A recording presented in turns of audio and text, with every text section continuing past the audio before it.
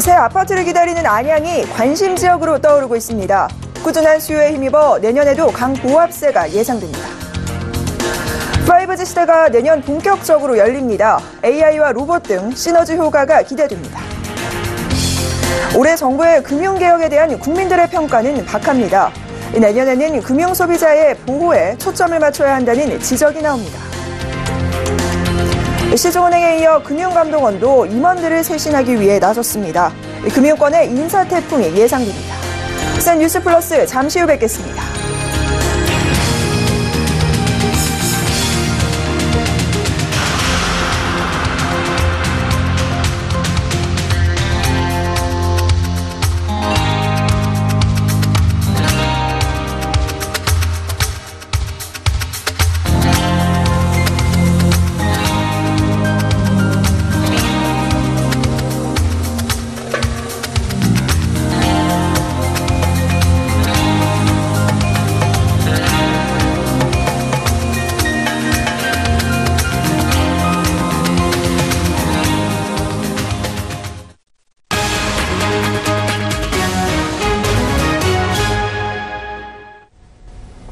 시청자 여러분 안녕하십니까? 센 뉴스 플러스 김혜영입니다. 경기 안양시 부동산 시장이 조용한 강세를 보이고 있습니다. 기존 아파트 값도 올해 들어 많이 올랐고 상승세에 힘입어 새 아파트를 원하는 수요도 꾸준한데요. 지어진 지 오래된 아파트가 많은 것도 이를 뒷받침하고 있습니다. 높은 분양가에도 새 아파트를 원하는 사람들은 추운 날씨에 모델하우스를 찾았습니다. 유민호 기자가 취재했습니다. 경기 안양시 안양동 일대. 안양천을 따라 아파트 단지가 빼곡히 들어섰습니다. 서울 접근성이 좋은 안양시는 올해 높은 아파트값 상승률을 기록했습니다.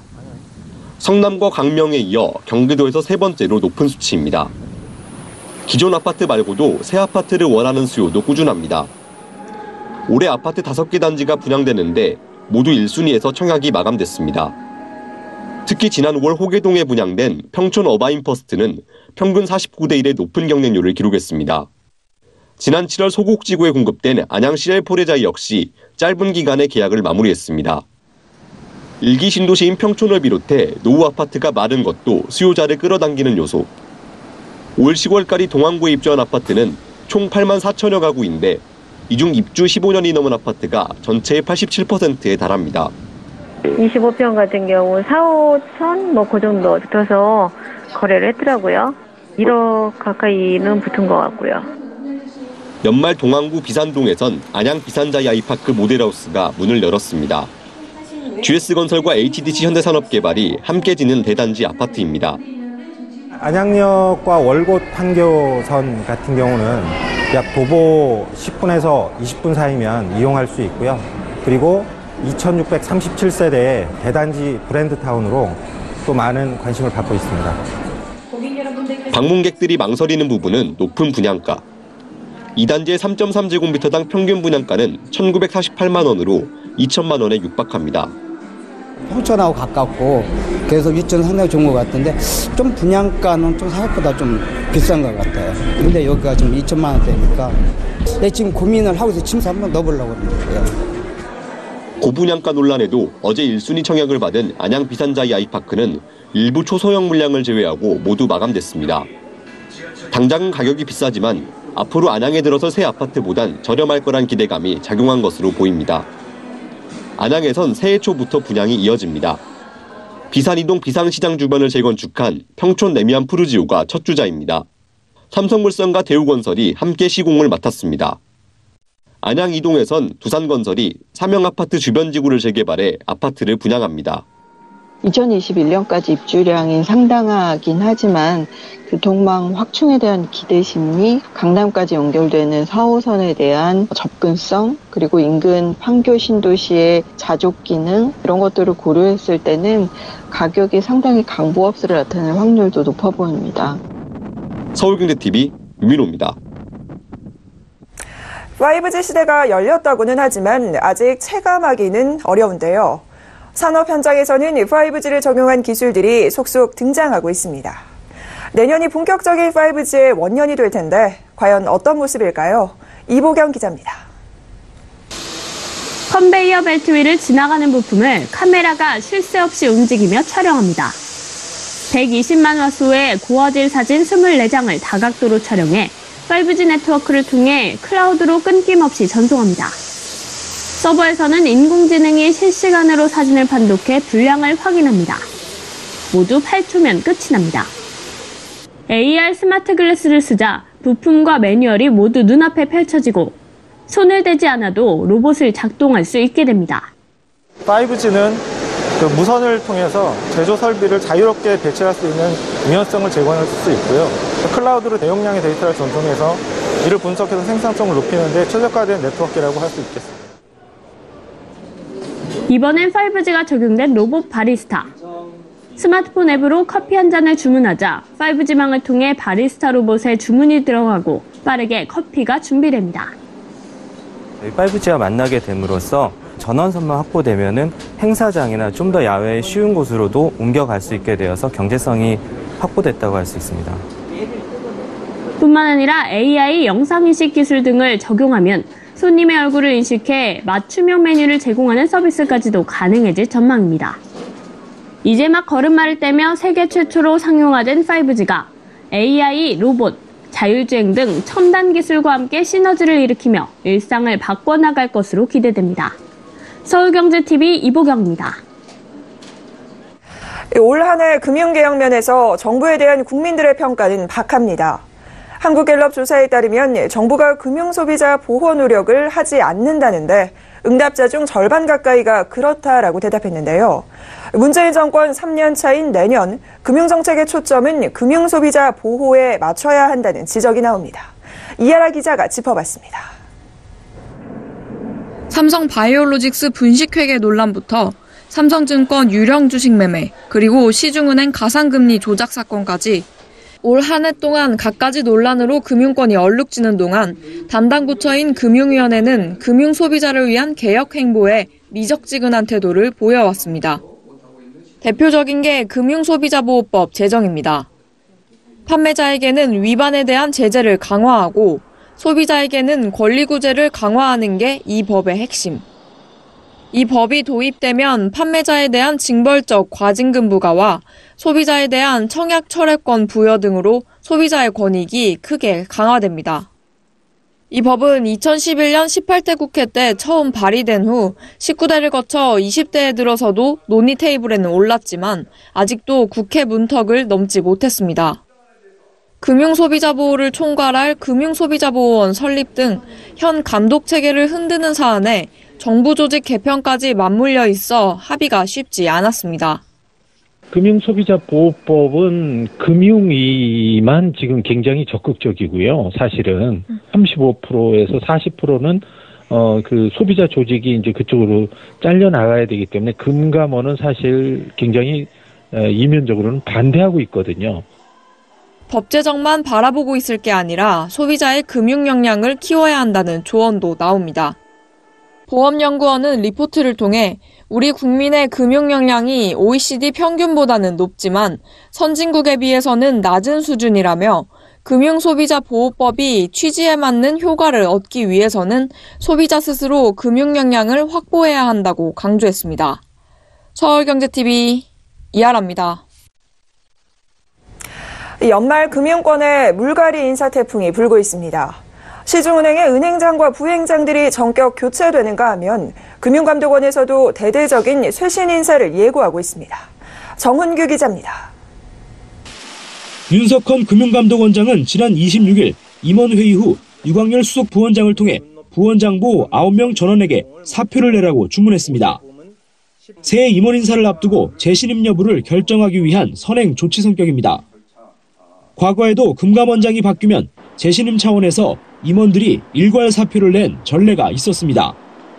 윤 원장은 지난 5월 취임 후 아직 제대로 된 인사를 하지 않아 내년 초 임원 인사를 통해 대대적인 개편을 할 것으로 예상됩니다. 다만 사표 제출을 부원장보 전원에게 지시했지만 전원 교체보다는 4명 수준의 중폭 인사가 될 것으로 관측됩니다. 부원장보 임기는 3년인데 모두 지난해 11월 자리에 올라 임기를 1년 정도밖에 소화하지 못한 탓입니다. 금감원은 지난해 최응식 전 원장이 부원장보 이상 임원 13명, 전환을 교체한 바 있습니다. 올해 역대급 실적을 올린 은행을 포함한 금융사 임원들도 이번 연말 물갈이를 면치 못하고 있습니다. 신한금융지주는 최근 11개 자회사 사장단 인사를 통해 신한은행과 신한금융투자, 신한생명 등 7개 자회사 대표를 교체했습니다. KB금융지주도 어제 조직 개편과 임원 인사를 단행하며 지주 부사장과 은행의 부행장 전원을 교체했습니다. 서울경제TV 정홍규입니다. 정부가 최저임금을 단일한 위원회가 아닌 2개의 위원회가 결정하는 방식으로 바꾸는 방안을 검토 중입니다. 홍남기 경제부총리 겸 기획재정부 장관은 세종시에서 열린 출입기자들과 만찬에서 최저임금 결정구조 개편이 정부 내에서 논의 중이라며 가장 비중 있게 중점적으로 검토되는 것이 구간설정위원회와 결정위원회로의 이원화라고 말했습니다. 현재 최저임금위원회는 27명의 위원으로 구성되며 이들이 모두 참여하는 전원위원회에서 최저임금 수준을 결정합니다.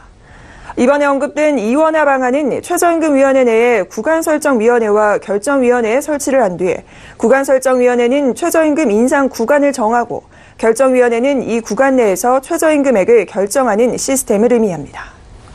홍 부총리는 최저임금 결정구조 개편안을 내년 1월 말까지 마련해 2월에 입법 절차를 거친 뒤에 2020년 최저임금 논의는 새로운 틀에서 시작할 것이라는 구상을 밝혔습니다. 경기 수원시 팔달구와 용인 수지구, 기흥구 등 3개 지역이 거래 과열이 우려되는 조정 대상 지역으로 지정됩니다. 최근 주택 경기가 침체한 부산시 부산 진구와 남구, 연제구, 기장구 등 4곳은 조정 대상 지역에서 해제됩니다. 국토교통부는 주거정책심의위원회를 열어 이런 내용의 조정 대상 지역 재조정 방안을 확정 발표했습니다. 조정 대상 지역의 집값 상승률이나 청약 경쟁률이 높아 과열이 우려되는 지역에 지정됩니다. 다주택자의 양도소득세가 중과되고 장기보유 특별공제가 배제되는 등 강력한 세금 규제가 적용되고 LTV와 DTI 등 대출 규제와 청약 1순위 자격이 강화됩니다. 특히 내년부터는 2주택자에 대해 종합부동산세도 중과될 예정입니다. 포스트 차이나로 불리는 베트남이 고속 성장을 이어가고 있습니다. 현지 언론에 따르면 베트남 통계청은 베트남의 올해 GDP가 작년보다 7.08% 증가해 2008년 이래 10년 만에 최고치를 기록했다고 밝혔습니다. 1인당 GDP는 작년보다 198달러 오른 2,587달러로 분석됐습니다. 올해 전체 수출 규모는 2,447억 달러로 작년보다 14% 증가했고 수입 규모는 작년보다 11.5% 늘어난 2,375억 달러로 집계돼 72억 달러의 무역 흑자를 기록했습니다. 베트남은 지난해에도 6.81%의 고성장을 이뤘고 내년에도 7% 안팎의 성장이 예상됩니다. 우리은행이 지주회사 전환을 의결했습니다. 우리은행은 오늘 서울 중구 본점에서 주주총회를 열고 지주사 전환을 위한 주식이전 계획서를 승인했습니다. 손태승 우리은행장은 2014년 11월 우리금융 민영화 과정에서 금융지주에서 은행체제로 전환된 우리은행이 4년간의 수건을 풀고 지주사 전환을 인가받았다라고 말했습니다. 그는 상대적으로 은행에 집중된 사업 포트폴리오를 다방면으로 확대할 것이라며 M&A를 통해 기업 가치를 극대화하고 우리은행이 한 단계 더 나아갈 좋은 기회라고 밝혔습니다. 우리은행 지주사인 우리금융지주는 내년 1월 11일 공식 출범합니다. 이날 주주총회에서는 총 주식수 6억 7,600만 주 가운데 의결권이 없는 주식을 뺀 주식 중 5억 3,700만 주가 출석했습니다. 미중 무역 분쟁 등으로 인한 글로벌 금융시장의 약세로 국민연금의 운용 수익률이 마이너스가 됐습니다. 국민연금공단은 올해 10월 말 현재 기금 운용 수익률이 마이너스 0.57%를 기록했다고 밝혔습니다. 자산별 수익률은 국내 주식 마이너스 16.57%, 해외 주식 1.64%, 국내 채권 3.47% 등이었습니다. 국민연금 기금운용본부는 글로벌 주식시장이 화랑이었던 2017년과 달리 올해는 주요국의 무역 분쟁과 통화 긴축, 부실 신흥국의 신용위험 고조 등으로 국내와 글로벌 금융시장이 약세를 보이면서 운용 수익률에 부정적인 영향을 미쳤다고 설명했습니다. 기금운용본부는 10월 한 달간 글로벌 주식시장 약세와 주요 연기금의 높은 주식 투자 비중을 고려할 때 국민연금은 주요 해외 연기금보다 상대적으로 양호한 수익률을 나타낼 것으로 전망했습니다. 금융위원회가 올해 안에 결정하기로 했던 금융그룹 통합감독과 관련 각종 평가 기준 확정을 뒤로 미루기로 했습니다. 금융위와 금융감독원은 지난 7월부터 금융그룹 통합감독 제도를 시범 운영하고 있습니다. 이 제도는 은행이 없고 금융자산 5조 원 이상의 복합금융그룹인 삼성과 한화, 현대차 등 재벌계 금융그룹과 교보생명, 미래에셋 등 금융그룹의 통합 감독을 하기 위한 겁니다. 그룹 내 금융사들이 동반 부실해지는 위험을 막고 건전성을 관리하기 위해 그룹 전체의 자본 적정성과 위험 관리 실태를 평가하는 것이 주요 내용입니다. 금융당국은 시범 운영을 거쳐 올해 안에 금융그룹 통합감독법을 제정해 법제화할 계획이었습니다. 그러나 국회에서 이 법에 대한 심사가 진행 중이고 자본규제와 위험관리 실태 평가 기준도 이 법안과 연계해야 하는 만큼 기준 확정도 법안 논의 동향을 보면서 결정하기로 했습니다. KB국민은행은 세계적인 그룹 방탄소년단과 광고 모델을 다시 계약을 체결했다고 밝혔는데요. 내년에도 다양한 협업을 선보이겠다고 밝혔습니다. 국민은행은 올해 2월부터 방탄소년단을 광고 모델로 기용했으며 지난 5월 방탄소년단 3집이 한국 가수 가운데 처음으로 빌보드 1위를 차지하면서 광고 모델 효과를 톡톡히 봤습니다. 방탄소년단과 함께 광고 캠페인은 유튜브 등 SNS 채널을 통해서만 1000만 조회수를 넘었었고 또 국민은행이 올해 6월 내놓은 방탄소년단 적금 상품은 지난 반년 새 개설 좌수가 18만 자를 돌파하는 등 큰 방향을 불러일으켰습니다. 국민은행 관계자는 김연아 13년, 이승기 9년 등 광고 모델과 오랜 인연을 통해 많은 성공 사례를 만들어왔다며 이번 재계약의 취지를 설명했습니다. 지난달 발생한 KT 아영국사의 통신고 화재로 매출에 피해를 본 상인들이 내년 1월 KT의 위로금 지급 방침에 강력히 반발하고 나섰습니다. 이들은 KT는 위로금이라는 단어를 일관되게 쓰고 있는데 위로금은 도의적인 차원에서 제공하는 것이지 배상도 보상도 아니다라고 지적했습니다. 두산건설은 한국도로공사와 새만금에서 전주간 고속도로 건설공사 계약을 체결했다고 공시했습니다. 계약 금액은 약 1,058억 원으로 작년 말 연결 매출액의 6.89%에 해당하는 규모입니다. 라이나생명이 카카오톡으로 간편하게 보험금을 청구할 수 있는 서비스를 도입했습니다. 카카오톡에서 라이나생명을 검색한 후 친구 추가를 하면 누구나 서비스 이용이 가능합니다. 할리스 커피가 배달앱 배민 라이더스와 제휴해 배달 서비스를 시작합니다. 이번 서비스는 서울과 경기 지역 9개 매장에서 시범 운영되며 향후 적용 매장을 늘려갈 계획입니다.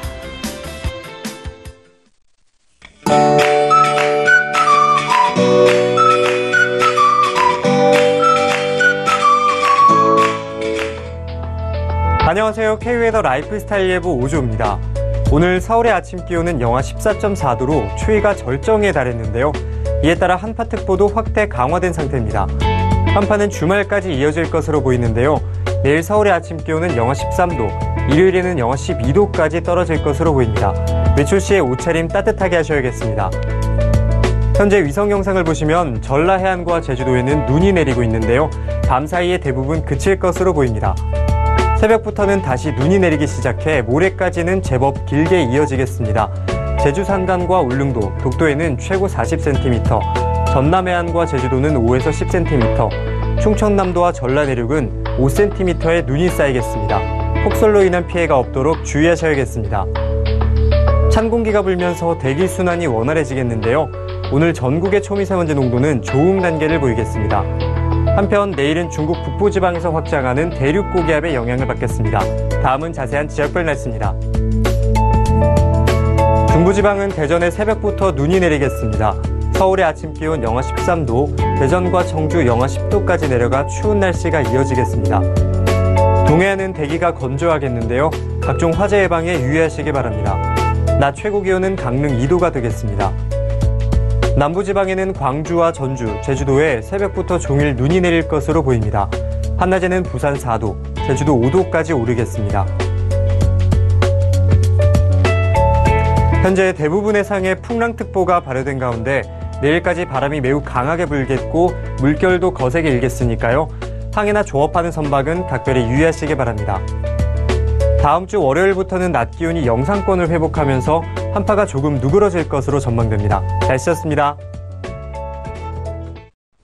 네, 센 뉴스 플러스 준비한 소식 여기까지입니다. 저희 다음 이 시간 찾아뵙겠습니다. 시청해주신 여러분 고맙습니다.